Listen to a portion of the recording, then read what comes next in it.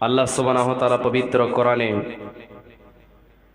সূরাতুল বাকারার 168 নম্বর আয়াতে ঘোষণা করেছেন, ইয়া আইয়ুহান নাসু কুলু মিম্মা ফিল আরদি হালালান তাইয়্যিবা ওয়ালা তাত্তাবিউ খুতুওয়াতিশ শাইতান ইন্নাহু লাকুম আদুউম মুবিন। আল্লাহ রাব্বুল আলামিন বলেন, হে মানুষ সকল, পৃথিবীর মধ্যে যা বৈধ তা হতে তোমরা ভক্ষণ করো এবং শয়তানের পদঙ্গ, শয়তানের অনুসরণ করো না। নিশ্চয় শয়তান তোমাদের প্রকাশ্য শত্রু।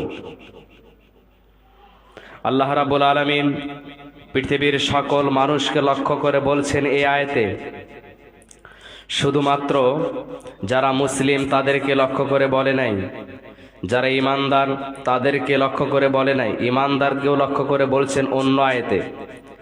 কিন্তু প্রথমে আল্লাহ রাব্বুল আলামিন সারা বিশ্বের মানুষদেরকে আল্লাহ তাআলা লক্ষ্য করে বলছেন, হে ঈমানদারগণ, এই পৃথিবীর মধ্যে যা বৈধ এবং পবিত্র তা তোমরা ভক্ষণ করো। অনেক জিনিসই মানুষ খায়, কিন্তু তৈয়িবান একটা শব্দ আছে, পবিত্র, উপকারী। যে জিনিসটা আপনার আমার শরীরের জন্য উপকারী সেই জিনিসটা আমাদের ভক্ষণ করতে হবে। ক্ষতিকারক জিনিস খাওয়া যাবে না। অনেক সময় হালাল জিনিস অনেক সময় মানুষের জন্য হারাম হয়ে যায়, একেবারে হারাম হয় না, কোনো কোনো সময় একেবারে হারামও হয়ে যায় রোগের কারণে। হারাম মানে হচ্ছে নিষিদ্ধ, মানে ডাক্তাররা নিষেধ করে দেয়। যার ডায়াবেটিস আছে, চিনি, মিষ্টি এগুলো খাওয়া নিষেধ করে দেয়। একেবারে ডাইরেক্ট হারাম না, কিন্তু নিষিদ্ধ করে দেয়, আপনি একেবারেই খাবেন না, খেলেও খুব কম সীমিত খাবেন। তো আমরা ডাক্তারের সাজেশন মেনে চলি, কিন্তু আল্লাহ যা আমাদের সৃষ্টি করেছেন সে আল্লাহর কথা আমরা মানতে চাই না। তো এই জন্য আল্লাহ সুবহানাহু ওয়া তাআলা বলছেন, যা পবিত্র এবং উপকারী সেই জিনিসগুলো তোমরা খাও। পৃথিবীর সকল মানুষকে লক্ষ্য করে বললেন, শুধু মুসলিম না, ইহুদি, খ্রিস্টান, বৌদ্ধ, হিন্দু, নাস্তিক, মুরতাদ, যত ধর্ম আছে সবাইকে লক্ষ্য করে একমাত্র আদম সন্তান হলেই হলো। আল্লাহ রাব্বুল আলামিন বললেন, ইয়া আইয়ুহান নাসু কুলু মিম্মা ফিল আরদি হালালান তাইয়্যিবা, হে মানুষ সকল, তোমরা আমি যা বৈধ করেছি সেই জিনিসটা তোমরা ভক্ষণ করো। পশু পাখির জন্য তো এই বিধান নয়। অনেক পশু অনেক মানুষের ক্ষেতের ফসল খাচ্ছে, মালিকেরা নাকি অন্য মালিকের খাচ্ছে। এখন কি পশু পাখিকে গলায় দড়ি দেওয়াবেন? পশু পাখিকে মারবেন? বিচার করবেন? পশু পাখির কোনো বিচার নাই। তো তাহলে আল্লাহ রাব্বুল আলামিন আমাদেরকে লক্ষ্য করে বললেন, বৈধ জিনিস খেতে হবে। আপনি শরীরের জন্য বৈধ জিনিস খাইলেন, কিংবা অবৈধ জিনিস আপনি ভক্ষণ করলে পেট ভরালেন, কিন্তু আপনার যে একটা রূহ আছে, রূহ আলাদা, শরীর আলাদা। যখন রূহটা চলে যায় তখন এই শরীরটা পড়ে থাকে। আমরা সবাই জানি শরীরের খাদ্যের জন্য আমরা অনেক সময় হালাল হারাম বাঁচি না, কিন্তু রূহ তো হারাম চায় না, রূহ চাই পবিত্র বৈধ জিনিস চাই। রূহেরও যে একটা খাদ্য আছে, রূহের খাদ্য হচ্ছে পবিত্র জিনিস।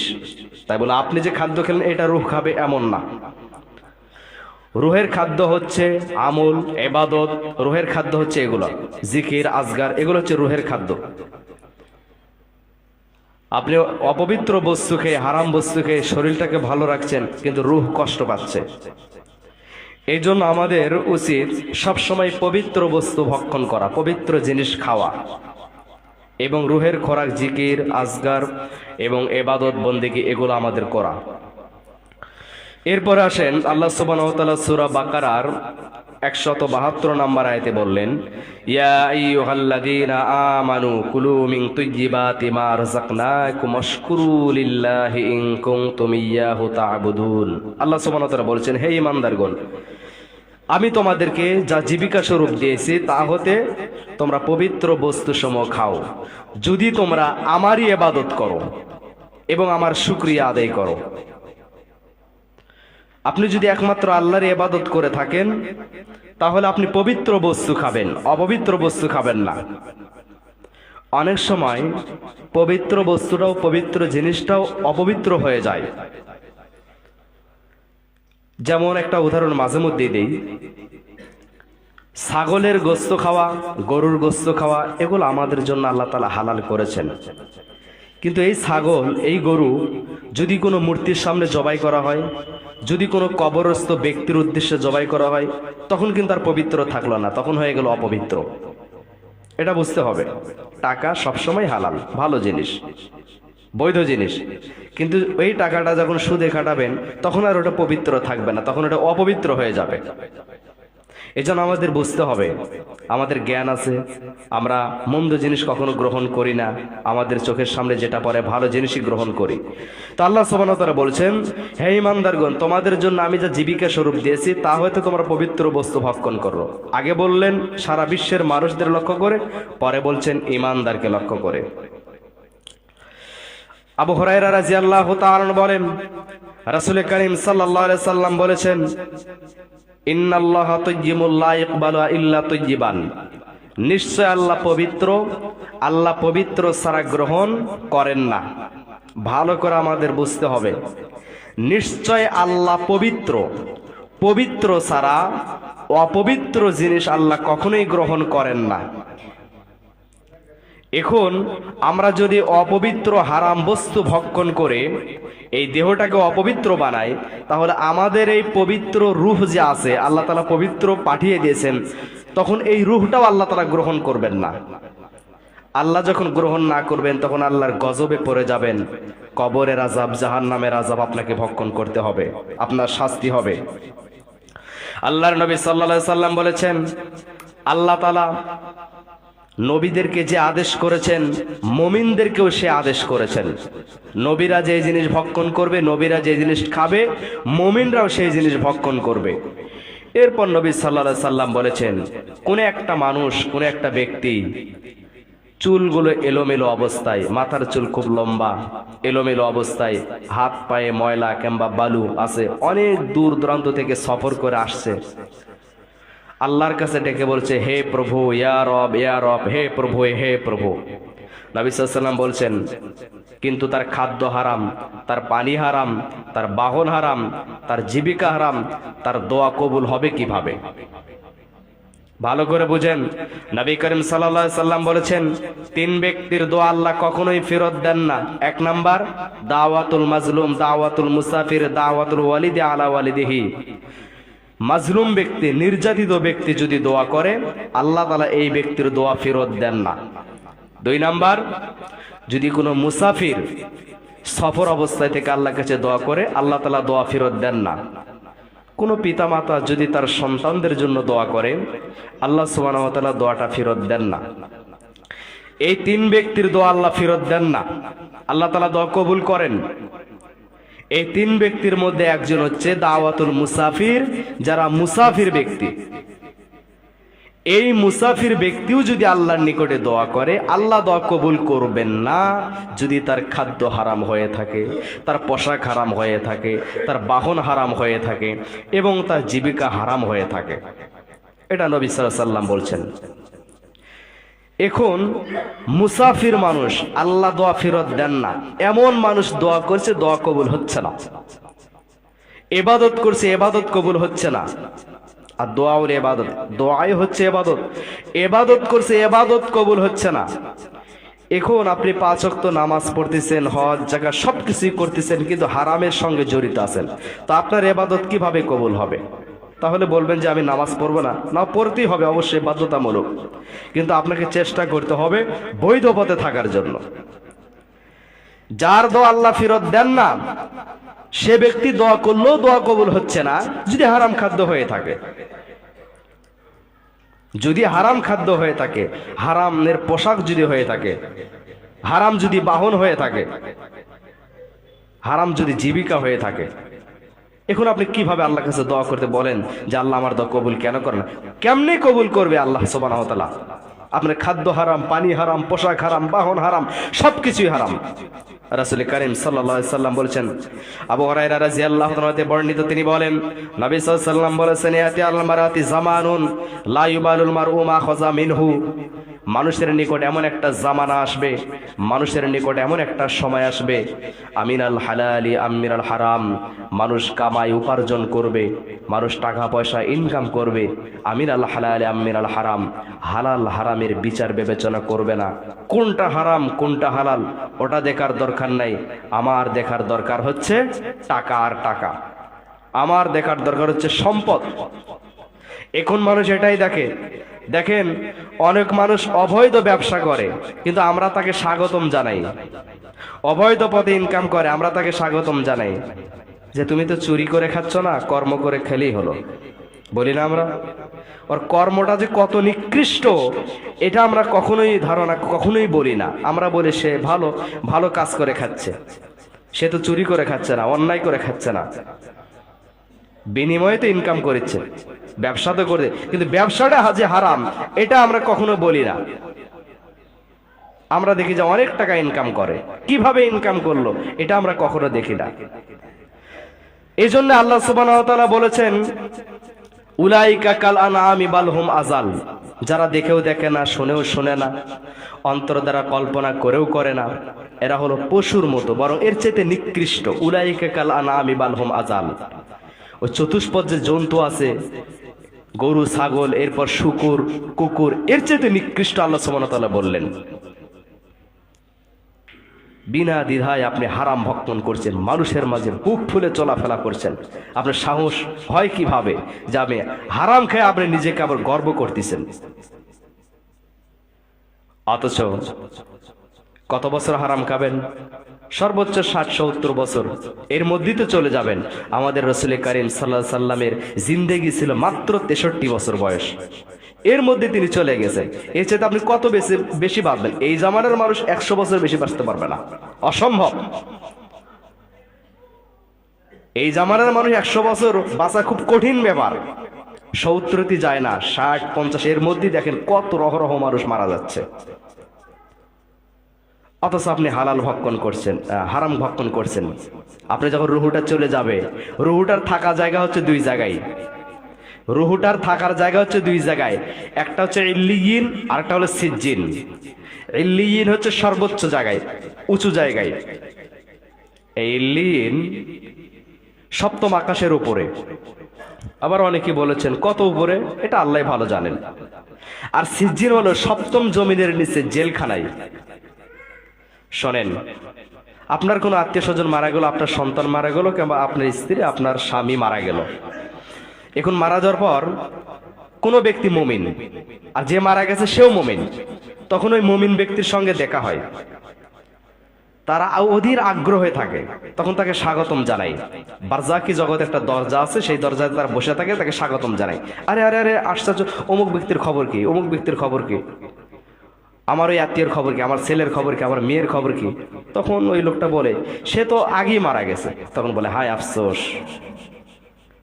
সে তো হাবিয়ে চলে গেছে, অর্থাৎ ওই সিজ্জিনে চলে গেছে। সিজ্জিন 7ম জমিনের নিচে একটা জেলখানা, যেখানে রুহুদের সর্বক্ষণে আযাব হবে, চলাফেরা করতে পারবে না। কিন্তু ইল্লিয়িন সর্বোচ্চ জায়গা, উঁচু জায়গায় মুমিনদেরও ঘোরাফেরা করে, মুমিনদেরও সেখানে বসবাস করে, একে অপরের সঙ্গে গল্প করে। তো যখন আপনি হারাম খাদ্য ভক্ষণ করলেন, আপনি তো চলে যাবেন সিজ্জিনে। তা আপনি যদি বলেন আমি আমার পিতাকে ভালোবাসি, আমি আমার সন্তানকে ভালোবাসি, আমি আমার স্ত্রীকে ভালোবাসি, আমি আমার পরিবার সদস্যদেরকে ভালোবাসি, আমি আমার পিতা মাতা দাদা দাদি নানা নানি এবং আত্মীয় স্বজনের সঙ্গে থাকতে চাই, তাহলে আপনি অবশ্যই বৈধ উপার্জন করতে হবে এবং বৈধ জিনিস আপনাকে ভক্ষণ করতে হবে, তাহলে আপনি কেবল তাদের সঙ্গে থাকবেন।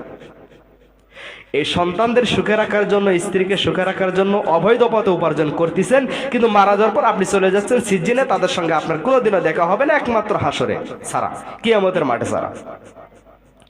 যদি মৃত্যুর পর তাদের সঙ্গে দেখা করতে চান, তাহলে অবশ্যই আপনি বৈধ উপার্জন করে আপনি চলবেন।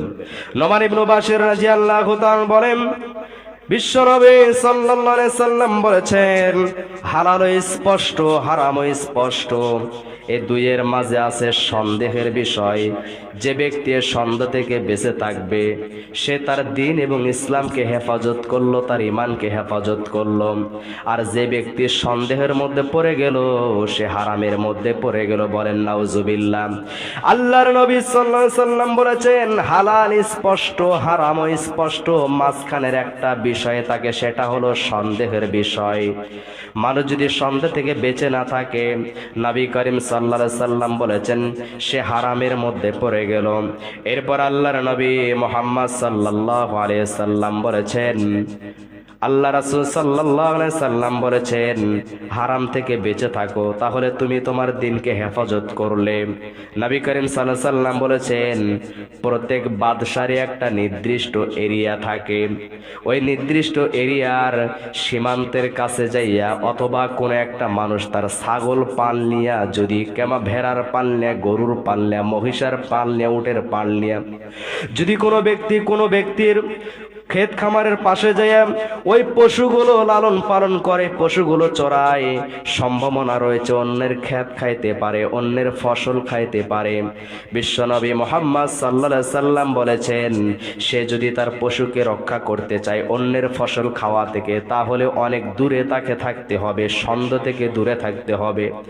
রাসূল করিম সাল্লাল্লাহু আলাইহি সাল্লাম বললেন, প্রত্যেক বাদশারে, প্রত্যেক রাজারে একটা নির্দিষ্ট এরিয়া থাকে, নির্দিষ্ট একটা ম্যাপ থাকে। আমাদের বাংলাদেশের যেমন সীমান্ত এলাকা রয়েছে, তারকাটার বেড়া রয়েছে, বাংলাদেশের একটা ভূখণ্ড রয়েছে। আল্লাহর নবী মুহাম্মদ সাল্লাল্লাহু আলাইহি সাল্লাম বলেছেন, আল্লাহরও কিছু এরিয়া আছে, নির্দিষ্ট এলাকা রয়েছে। আল্লাহর নির্দিষ্ট এলাকা হলো হারাম থেকে বেঁচে থাকা, হালাল ভক্ষণ করা। বলুন সুবহানাল্লাহ। কেউ যখন আল্লাহর নির্দিষ্ট এরিয়া ছেড়ে চলে গেল, আল্লাহর সীমানা ছেড়ে চলে গেল, তখন আল্লাহর আর ওই ব্যক্তির দায়িত্ব থাকে না। যেমন কোন মানুষ যদি অবৈধভাবে ওই তারকাটার বেড়া পার হয়ে ভারতে যেতে চায়, তাহলে ভারতের বিএসএফরা গুলি করে বাংলাদেশিদেরকে হত্যা করে মেরে ফেলে দেয়। আল্লাহর নবী মুহাম্মদ সাল্লাল্লাহু আলাইহি সাল্লাম বুঝাইলেন, কেউ যদি হালাল ভক্ষণ না করে হারামের উপর জীবন যাপন করে, তাহলে সে জাহান্নামে চলে যাবে, শয়তানের পথে চলে যাবে। বলেন নাউজুবিল্লাহ। আল্লাহর নবী সাল্লাল্লাহু আলাইহি সাল্লাম বললেন, জেনে রেখো, প্রত্যেকটা মানুষের দেহে এক টুকরা গোশত আছে। ওই গোশত যতক্ষণ পর্যন্ত ভালো থাকবে, ততক্ষণ পর্যন্ত পুরা দেহটা, পুরা শরীরটা ভালো থাকবে। আল্লাহর নবী সাল্লাল্লাহু আলাইহি সাল্লাম বললেন, ওই গোশতের নাম হচ্ছে আলা ওয়াহিয়াল কলব। সেই গোশতের টুকরার নাম হচ্ছে অন্তর, কলব। রাসূল করিম সাল্লাল্লাহু আলাইহি সাল্লাম বললেন, যতক্ষণ কলব ভালো থাকবে, অন্তর ভালো থাকবে, ততক্ষণ পর্যন্ত সারা দেহ ভালো থাকবে। বলুন সুবহানাল্লাহ। আলা ওয়াহিয়াল কলব, অন্তর যে ব্যক্তির ভালো নাই, মন যে ব্যক্তির ভালো না, অন্তর খারাপ, মনটা খারাপ, ও ব্যক্তির দ্বারা ক্ষতি হওয়ার সম্ভাবনা আছে। রাসূল সাল্লাল্লাহু আলাইহি সাল্লাম বললেন, হালালও স্পষ্ট, হারামও স্পষ্ট, মাঝখানে একটা বিষয়, সেটা হলো সন্দেহের বিষয়। যে ব্যক্তি সন্দেহ থেকে বেঁচে থাকলো, সে তার দ্বীন এবং ইসলামকে হেফাজত করলো। আর যে সন্দেহের মধ্যে পড়ে গেল, সে হারামের মধ্যে পড়ে গেল। নবী সাল্লাল্লাহু আলাইহি সাল্লাম বুঝালেন এভাবে, মনে করো কোনো ব্যক্তির একটা জমিতে কোনো কিছু চাষ করেছে, ফল ফসল যেটাই হোক, খাদ্য, গম, জব, ধান যেটাই বলেন, ভুট্টা বলেন, চাষ করেছে। এখন কোনো একটা রাখাল কিংবা আপনি আপনার ছাগল, ভেড়া বলেন, গরু বলেন, উট, দুম্বা, মহিষ বলেন, এমনভাবে ওই রশি দিয়ে বাঁধলেন যে সম্ভাবনা আছে ওই ফসল খেতে পারে, সম্ভাবনা আছে ওই ফসল একেবারেই মানে জমির সীমানার কাছে আপনি বাইরে চলে আসলেন। তো একটা সন্দেহ কিন্তু থেকেই গেল, যদি খায় তাহলে আপনি একটা গুনাহের কাজ করলেন। তো রাসূল সাল্লাল্লাহু আলাইহি ওয়াসাল্লাম বললেন, তাহলে তোমাকে কি করতে হবে? অবশ্যই সেখান থেকে অনেক দূরে বাঁধতে হবে, যাতে করে সেই পশুটা সেখানে না যায়। তো নবী সাল্লাল্লাহু আলাইহি ওয়াসাল্লাম বললেন, প্রত্যেক বাদশারই একটা সীমান্ত এলাকা রয়েছে। তো আল্লাহর সীমা রেখা, আল্লাহর সীমান্ত এলাকা হচ্ছে হারাম থেকে বেঁচে থাকা, হালাল রুজি ভক্ষণ করা। এখন আপনি যদি হারামের মধ্যে জীবন যাপন করেন, অবশ্যই আল্লাহর এলাকা আপনি পার করে চলে, আল্লাহর সীমানা অতিক্রম করে চলে গেলেন, তখন আপনাকে অবশ্যই শাস্তি ভোগ করতে হবে। রাফে বিন খাদিজ রাদিয়াল্লাহু তাআলা হতে বর্ণিত, তিনি বলেন, রাসূল করিম সাল্লাল্লাহু আলাইহি সাল্লাম বলেছেন, কুকুর বিক্রয়ের মূল্য এবং ব্যভিচারের বিনিময়ে আল্লাহ রাব্বুল আলামিন এটাকে হারাম করেছেন। সিঙ্গা লাগানোর মূল্য আল্লাহর নবী সাল্লাল্লাহু আলাইহি ওয়াসাল্লাম এটা হারাম করেছেন। অনেক শহরে বন্দরে দেখা যায় অনেক মানুষ কুকুর লালন পালন করে না? কুকুর লালন পালন করে। কুকুর যারা ক্রয় বিক্রয় করে এই মূল্যটা সম্পূর্ণই হারাম। এই মূল্যটা সম্পূর্ণ হারাম, ইসলামে এটা বৈধ নয়। এরপরে জেনাকারীর মূল্য, যারা জেনা করে টাকা ইনকাম করে, যারা অনেক হোটেল দিয়ে পুরুষ মানুষের জেনার বিনিময়ে টাকা ইনকাম করে, বাসস্থান তৈরি করে দিয়ে জেনার ইনকাম করে, টাকা ইনকাম করে, পুরুষ হোক আর মহিলা হোক, যারা জেনার মূল্য এটা হচ্ছে হারাম। এরপর নবী সাল্লাল্লাহু আলাইহি ওয়াসাল্লাম বলেছে সিঙ্গা লাগানোর মূল্য, এটাও আল্লাহ নবী সাল্লাল্লাহু আলাইহি ওয়াসাল্লাম হারাম করেছেন। আবু মাসউদ আনসারী রাদিয়াল্লাহু তাআলা বলেন, নবী করিম সাল্লাল্লাহু আলাইহি ওয়াসাল্লাম বলেছেন, কুকুরের মূল্য জেনাকারীর উপার্জন এবং কাহিনীর উপার্জন। কাহিনী মানে হচ্ছে গণকের উপার্জন।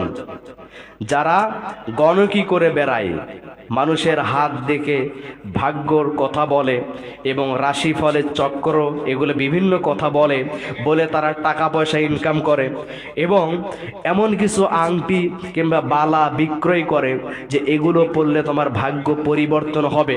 নবী করিম সাল্লাল্লাহু আলাইহি সাল্লাম বলেছেন এই সমস্ত মূল্য হচ্ছে হারাম, এগুলো কখনো ভক্ষণ করা যাবে না, এগুলো কখনো এই ব্যবসাগুলোও করা যাবে না, ইসলামে এগুলো হারাম করে দেওয়া হয়েছে। আবু জুহাইফা রাদিয়াল্লাহু তাআলা তে বর্ণিত, তিনি বলেন রাসূল করিম সাল্লাল্লাহু আলাইহি সাল্লাম বলেছেন রক্ত বিক্রয়ের মূল্য, মানুষ যদি কেউ রক্তের অবৈধ ব্যবসা করে, বৈধ ব্যবসাও করা জায়েজ নাই, তবে যদি বিপদে পড়ে যায় রক্ত ক্রয় করতে হয় সেক্ষেত্রে ভিন্ন অন্য মাসলা সেটা। কুকুর বিক্রয়ের মূল্য, ব্যভিচারের মূল্য এবং সুদ গ্রহীতা এবং সুদদাতা আল্লাহ রাব্বুল আলামিন তাদের প্রতি লানত করেছেন, অভিশাপ করেছেন, নাউজুবিল্লাহ বলেন।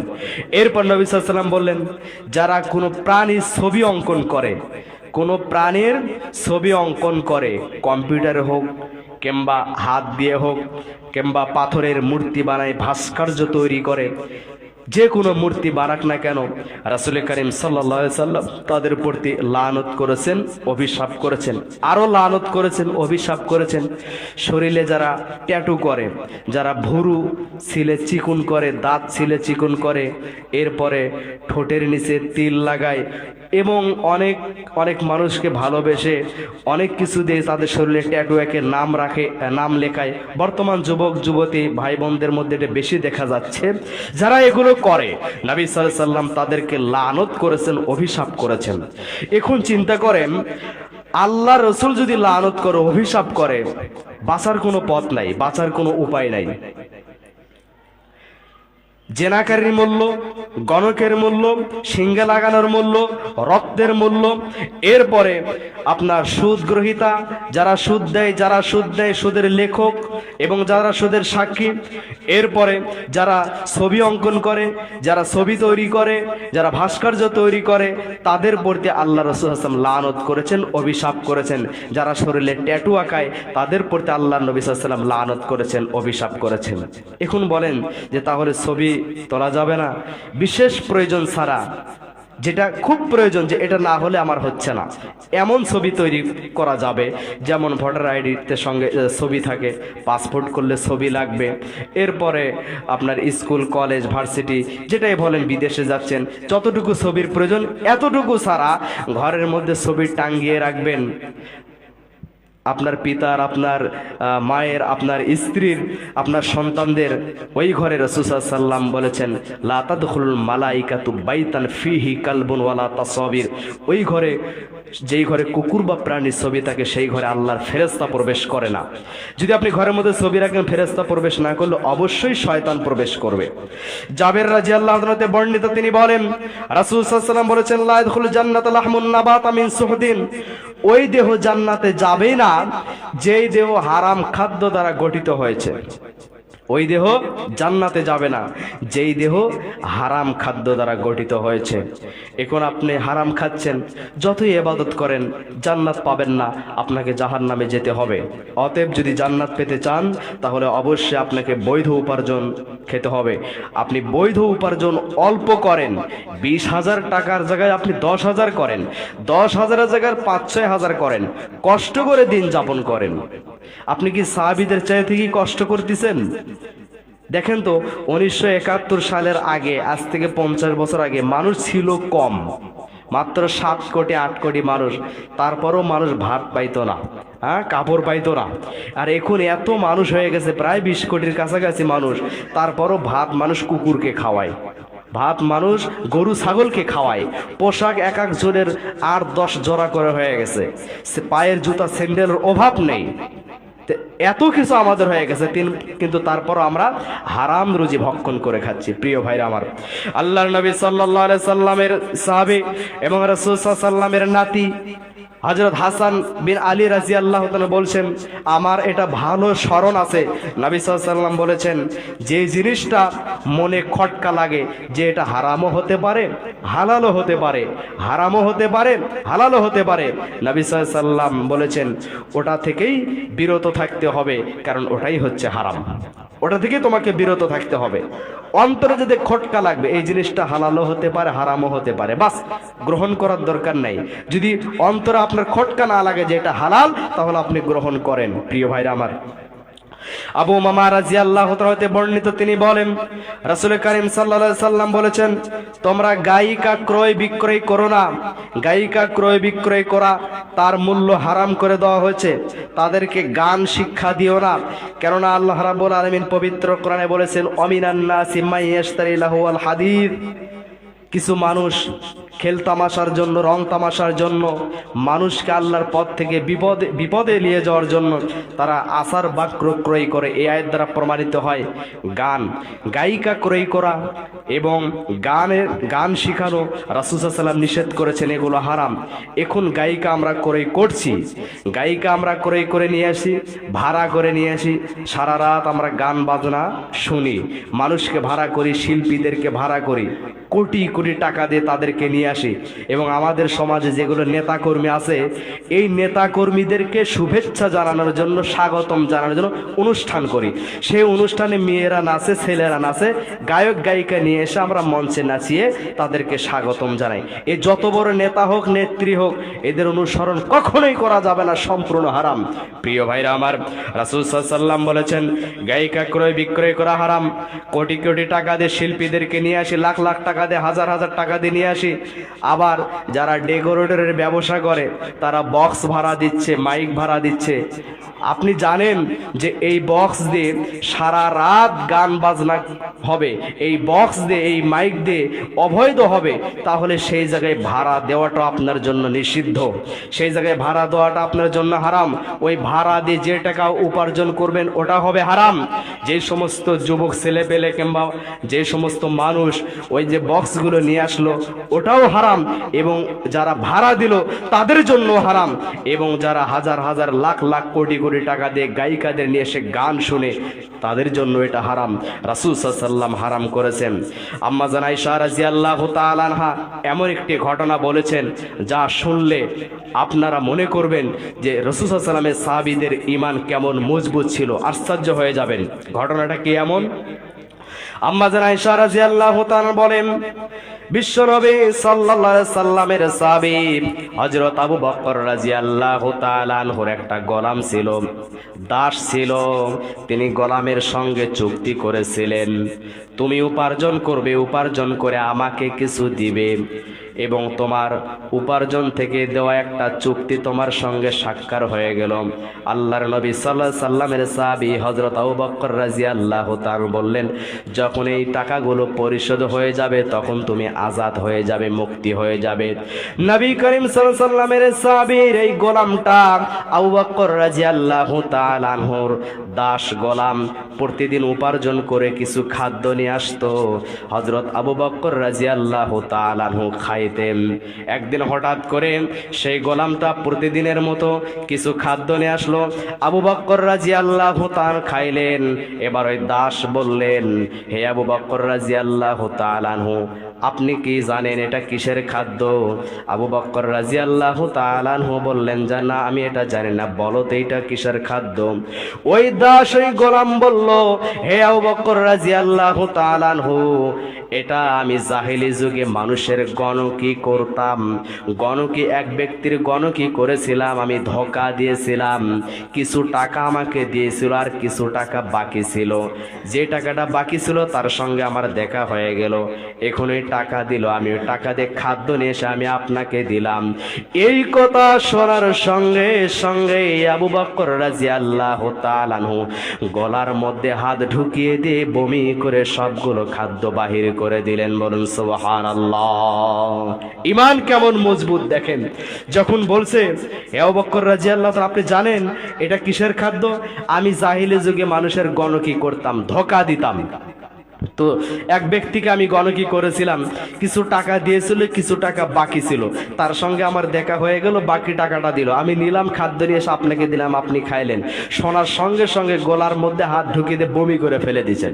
আর আমরা জেনে শুনে কত হারাম ভক্ষণ করছি, অসতর্কতার সাথে একটু হারাম খাদ্য গেছে, আর সেটা তিনি জানার পরে হাত দিয়ে বমি করে ফেলে দিয়েছেন। কত পবিত্র হতে চাই তিনারা। সেই সাহাবীদের অনুসরণ আমাদের করতে হবে, কেননা আল্লাহ নবী সাল্লাল্লাহু আলাইহি সাল্লামকে আল্লাহ তাআলা পবিত্র কোরআন আয়াত দিয়ে অনুসরণের কথা বললেন, লাকাদ কানা লাকুম ফি রাসূলিল্লাহি উসওয়াতুন হাসানাহ, রাসূল সাল্লাল্লাহু আলাইহি ওয়াসাল্লামের আদর্শের মধ্যে তোমাদের জন্য কল্যাণ নিহিত রয়েছে। আল্লাহর নবী মুহাম্মদ সাল্লাল্লাহু আলাইহি সাল্লামের সাহাবী হযরত আনাস রাদিয়াল্লাহু তাআলা বলেন, রাসূল সাল্লাল্লাহু আলাইহি ওয়াসাল্লাম একদিন রাস্তা দিয়ে হেঁটে যাচ্ছেন, এমন সময় একটা খেজুর দেখলেন। নবী সাল্লাল্লাহু আলাইহি ওয়াসাল্লাম বললেন, যদি আমার এটা আশঙ্কা না হতো এটা সাদাকার খেজুর, তাহলে আমি এটা খাইতাম। আবু হুরায়রা রাদিয়াল্লাহু তাআলা হতে বর্ণিত, তিনি বলেন, নবী সাল্লাল্লাহু আলাইহি সাল্লাম মের নাতি হাসান ইবনে আলী রাদিয়াল্লাহু তাআলা আনহু একদিন একটি খেজুর মুখে দিয়েছেন, সঙ্গে সঙ্গে নবী সাল্লাল্লাহু আলাইহি সাল্লাম বলেছেন, খিক খিক, অর্থাৎ খ খ, ফেলে দাও ফেলে দাও, নানু তুমি জানো না এটা সাদাকার খেজুর, আমরা সাদাকা মানুষের গ্রহণ করি না, যাকাত সাদাকা আমরা খাই না। আল্লাহ নবী সাল্লাল্লাহু আলাইহি সাল্লাম বলেছেন, রাসূল সাল্লাল্লাহু আলাইহি সাল্লামের বংশের উপরে, নবী সাল্লাল্লাহু আলাইহি সাল্লামের বংশে, রাসূল সাল্লাল্লাহু আলাইহি সাল্লামের দাসের মধ্যে সাদাকা খাওয়া নিষেধ, তারা সাদাকা গ্রহণ করবে না, সাদাকা খাবে না, তাদের জন্য এটা হারাম, কিন্তু অন্যান্য মানুষের জন্য এটা বৈধ, আল্লাহ তাআলা এটা বৈধ করেছেন। প্রিয় ভাইরা আমার, আল্লাহ নবী সাল্লাল্লাহু আলাইহি সাল্লাম মের সাহাবী ওবাইদুল্লাহ ইবনে আদি কিয়াস রাদিয়াল্লাহু আনহু বর্ণিত, তিনি বলেন, বিদায় হজের দিন নবী সাল্লাল্লাহু আলাইহি সাল্লাম কিছু মাল বন্টন করেছিলেন, এমন সময় দুইজন ব্যক্তি উপস্থিত হলো। আল্লাহ রাসূল সাল্লাল্লাহু আলাইহি সাল্লাম তাদের শরীরে হাত দিলেন, মাথা থেকে পা পর্যন্ত দিয়ে বললেন, তোমরা যদি চাও তাহলে আমি তোমাদেরকে সাদাকা দিব, তবে মনে রেখো সাদাকা নেওয়া হয় ধনী মানুষের নিকট থেকে, যাকাত নেওয়া হয় ধনী মানুষের নিকট থেকে গরিবদের দেওয়ার জন্য, আর তাদের জন্য, ধনী মানুষের জন্য খাওয়া হারাম, এবং তাদের জন্য খাওয়া হারাম যারা পরিশ্রম করে খেতে পারে, যারা শক্তিশালী মানুষ, তাদের জন্য সাদাকা যাকাত গ্রহণ করা হারাম। রাসূল সাল্লাল্লাহু আলাইহি সাল্লাম বলেছেন, আব্দুল্লাহ ইবনে আমর রাদিয়াল্লাহু তাআলা বর্ণিত, তিনি বলেন, নবী সাল্লাল্লাহু আলাইহি সাল্লাম বলেছেন, যাকাতের মাল ধনীদের জন্য হালাল নয় এবং সুস্থ সবল মানুষের জন্য নয়। অনেক সুস্থ সবল মানুষ আছেন যারা যাকাত গ্রহণ করেন, অনেক সুস্থ সবল মানুষ আছেন যারা ফেতরার টাকা, ফেতরার চাউল গ্রহণ করেন, অসম্ভব, কখনোই তারা খেতে পারবে না, নিতে পারবে না। নবী সাল্লাল্লাহু আলাইহি সাল্লাম নিষেধ করেছেন, সুস্থ সবল মানুষ পরিশ্রম করে খেতে পারে এমন মানুষের জন্য যাকাত খাওয়া হারাম, এমন মানুষের জন্য সাদাকার মাল খাওয়া হারাম, ধনী মানুষের জন্য খাওয়া হারাম। কেবলমাত্র অসহায় যারা অসুস্থ তাদের জন্য খাওয়া বৈধ করে দিয়েছেন। তবে তিন ব্যক্তির জন্য খাওয়া বৈধ, আমি এটা বলে শেষ করব ইনশাআল্লাহ।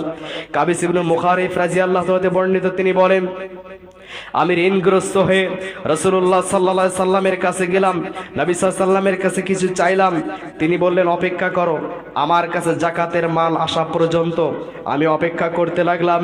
এরপর নবী সাল্লাল্লাহু আলাইহি সাল্লাম বললেন, শুধু তিন ব্যক্তির জন্য যাকাতের মাল বৈধ। তিন ব্যক্তি কারা? প্রথম যে ব্যক্তি অপরের ঋণ পরিশোধ করার দায়িত্ব নেয়। মনে করেন কোনো মানুষ ঋণ রেখে মারা গেছে, অথবা কোনো মানুষ ঋণ নিচ্ছে, এখন একজন জামিনদার, ও যদি না দেয় আমি দিব, ও যদি না দেয় আমি দিব। আমার পিতা ঋণ রেখে মারা গেছে, আমি ঋণ পরিশোধ করব।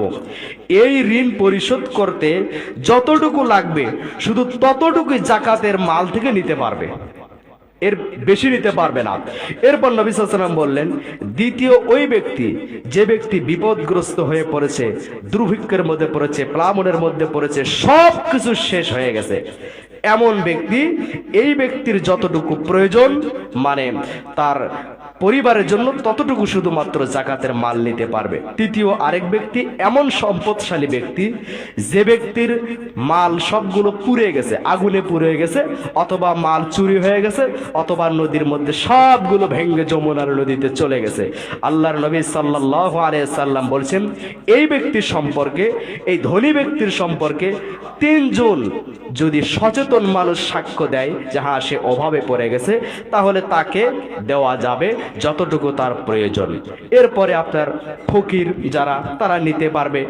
এমন ফকির যারা ব্যবসায়ী ফকির তাদের না, যারা একেবারে ফকির, যাদের দেখাশোনা করার মানুষ নাই, কাজকাম করতে পারে না, অসহায় একেবারে মিসকিন, পরিশ্রম করতে পারে না, এমন মানুষের জন্য খাওয়া বৈধ। ইহা ছাড়া সুস্থ সবল মানুষ পরিশ্রম করে খেতে পারে, দিন রাত পরিশ্রম করতে পারে, প্রতিদিন 500-1000 টাকা ইনকাম করতে পারতেছে, এমন মানুষের জন্য ফেতরা খাওয়া, জাকাতের মাল খাওয়া বৈধ নয়। যদি বৈধ হতো, নবী সাল্লাল্লাহু আলাইহি ওয়াসাল্লাম ওই যে বিদায় হজে 2 ব্যক্তিকে দিতেন, নবী সাল্লাল্লাহু আলাইহি ওয়াসাল্লাম তাদের মাথা থেকে পা পর্যন্ত এভাবে হাত দিয়ে দেখলেন, বললেন তোমরা তো সুস্থ মানুষ, যদি চাও আমি তোমাদের দিব, তবে মনে রেখো ধনীদের জন্য এবং সুস্থ সবল মানুষের জন্য খাওয়া অবৈধ, আমি এটা হারাম করেছি, আল্লাহ এটা হারাম করেছেন। প্রিয় ভাইরা আমার, এইভাবে আমি হারাম এবং হালালের বিষয়টা আপনাদের সংক্ষিপ্তভাবে বুঝালাম।